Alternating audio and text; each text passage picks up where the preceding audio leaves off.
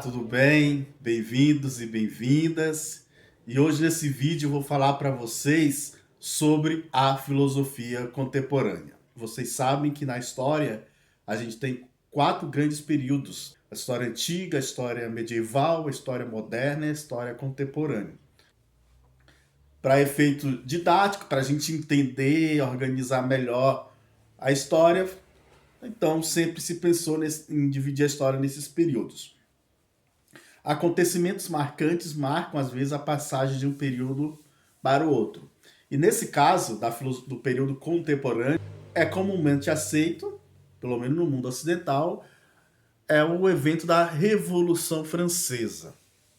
Qual a importância da Revolução Francesa? A Revolução Francesa marca o momento em que o ser humano busca implementar na realidade aquilo que no período anterior, no período moderno, tinha sido pensado, né? A liberdade, a igualdade, a fraternidade. É o período que o ser humano diz que não aceita nenhuma imposição, que não aceita nenhuma determinação sobre quem ele vai ser, como que vai organizar o mundo.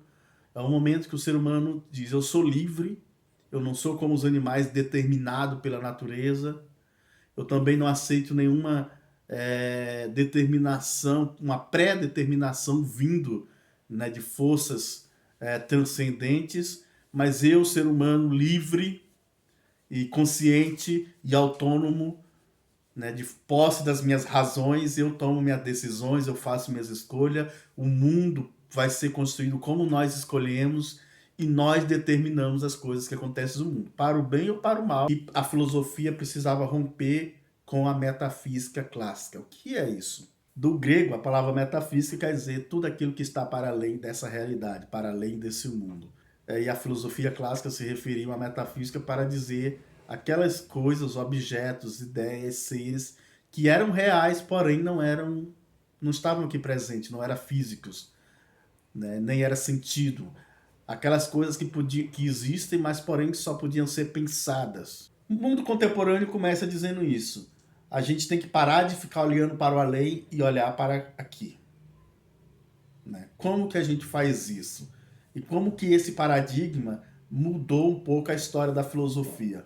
Bom, para entender isso, e é isso que eu quero falar um pouco para vocês, eu vou pegar um exemplo baseado numa entrevista do professor Clóvis de Barros Filho, uma entrevista que eu encontrei no YouTube, onde ele fala sobre um livro dele, As Grandes Questões a Filosofia, as Grandes Questões da Humanidade. E nesse livro ele fala de algumas questões e eu vou fazer um recorte de pequenos trechos da entrevista dele para a gente ver bem demarcadas essas ideias.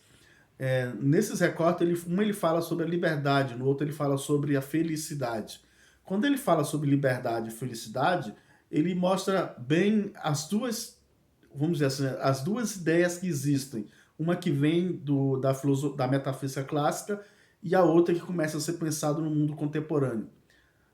Pelo menos assim, de modo geral e de modo assim, ainda bem simples, mas dá para a gente ver bem essa diferença. Então, o que eu quero mostrar para vocês nesse vídeo, nesse pequeno trecho, é isso. Como é pensada a vida na filosofia clássica e como é pensada na filosofia contemporânea. Quando a gente fala em ruptura com a metafísica clássica, o que a gente quer dizer?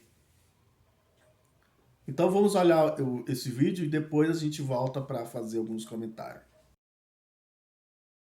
Olá, internauta! As grandes questões da humanidade podem ser explicadas pela filosofia?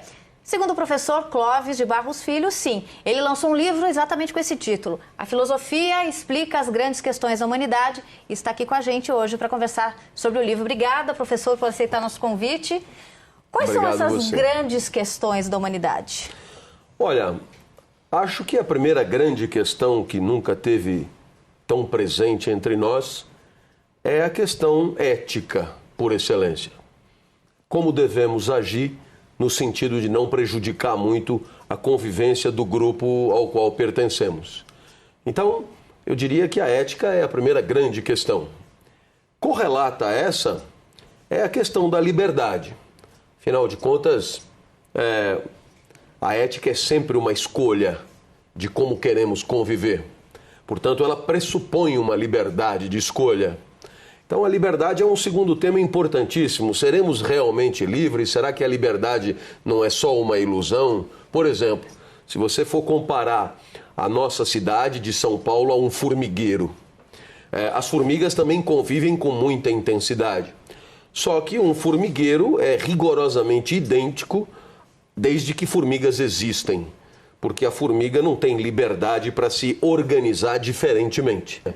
Então, o que seria a ética? Seria justamente a liberdade que temos para aperfeiçoar a convivência, mudar a organização de forma a que possamos conviver cada vez melhor.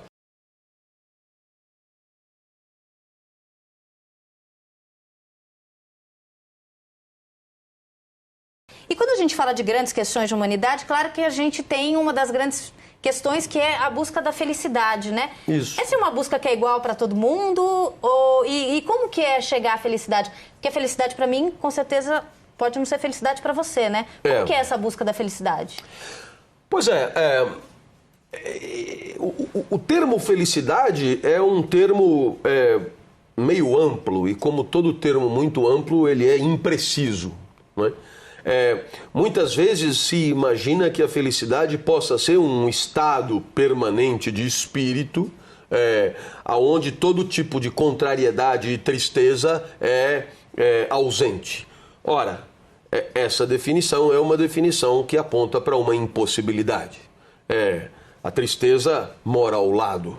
O mundo é infinitamente criativo para nos entristecer. É só o semáforo passar para o vermelho quando você está apressado e você já entristeceu, já se apequenou. Então, essa possibilidade de um estado de vida onde a tristeza não penetra é uma quimera. É como gostaríamos que a vida fosse, mas não tem nada a ver com a vida de carne e osso. Então, no fundo, a felicidade acaba sendo reduzida a instantes onde a vida é um pouco melhor. Os ingleses costumam dizer o máximo de prazer e o mínimo de dor. É uma maneira bastante simplificadora do processo. Eu acredito muito em instantes de alegria. E alegria, sim, é alguma coisa muito concreta. A alegria é um estado de ânimo em que você ganha potência para agir.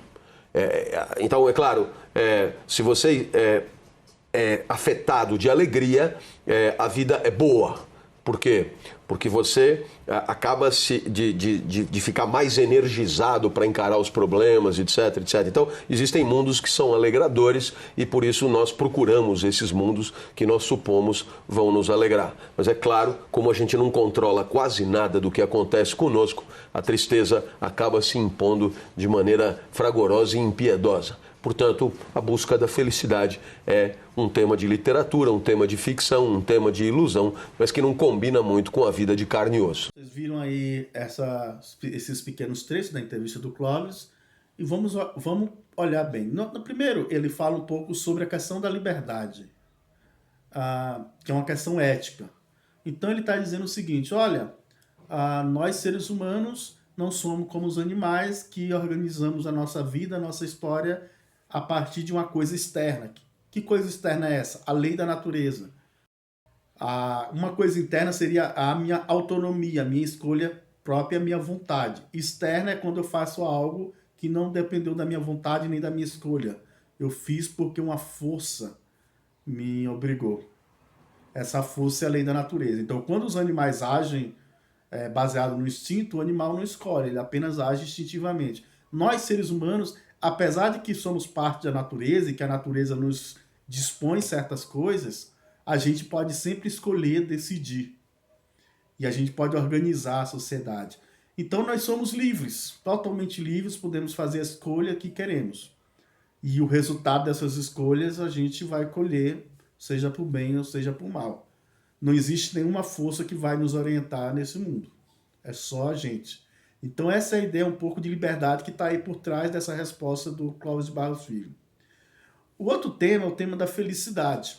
Uma ideia bem clássica de felicidade é a ideia de que a felicidade é um momento, um estágio que nós, seres humanos, estamos procurando e que uma hora a gente vai chegar. Esse estágio nós vamos atingir, vamos ser eternamente felizes, como um momento assim de felicidade que tudo será perfeito. Um exemplo bem claro disso não está na filosofia, mas está na religião, que é o reino de Deus, né? Quando a gente chegar no reino de Deus, lá não vai haver sofrimento. Mas a filosofia clássica também tinha essas ideias, né? Quando a gente chegar em certo momento da nossa história, a gente vai ser feliz para sempre. A filosofia contemporânea, ela diz o seguinte, olha, em vez de nós ficar procurando essa coisa metafísica dessa felicidade que nunca chega, a gente tem que pensar como é que a gente faz para ser feliz nesse mundo concreto, esse mundo que a gente vive. Bom, nesse mundo que a gente vive é impossível ser feliz para sempre. A gente está triste hoje, amanhã a gente está feliz, então a gente tem que viver momentos de felicidade. É por isso que Clóvis de Barros fala que não existe a felicidade, que isso é um sonho, uma quimera. O que existe é a vida onde tem momentos felizes, momentos tristes, e isso é o mundo. Bom, esse segundo pensamento dele sobre felicidade é um modelo de pensamento bem contemporâneo. Então a gente viu aí nesses exemplos do que seria deixar de se preocupar com coisas metafísicas, né, e começar a pensar em coisas mais reais. Quer dizer que isso só começou no período contemporâneo? Não. Né? Já há muito tempo antes, filósofos já pensavam isso. Mas é no mundo contemporâneo que isso se torna mais concreto, principalmente por causa da Revolução Francesa, onde o homem rompe com o modelo de sociedade tradicional e ele começa a dizer para si mesmo, tá vendo? A gente consegue dirigir nosso mundo, a gente consegue escolher, fazer nossas escolhas, a gente consegue tomar nossas decisões, não precisamos de nada. Né? E aí vai surgir uma série de linhas de pensamento, de pensadores, tentando pensar o mundo real, o mundo concreto. Se nós temos que organizar a política, qual é o melhor modelo político? Se nós temos que organizar a economia, qual é o melhor modelo econômico? Qual é a melhor maneira de chegar às verdades? Né? Aí vem o debate sobre a ciência. Como é que a gente constrói os valores éticos, né, e morais? Enfim, essas são as preocupações da filosofia contemporânea. Valeu, gente. Muito obrigado.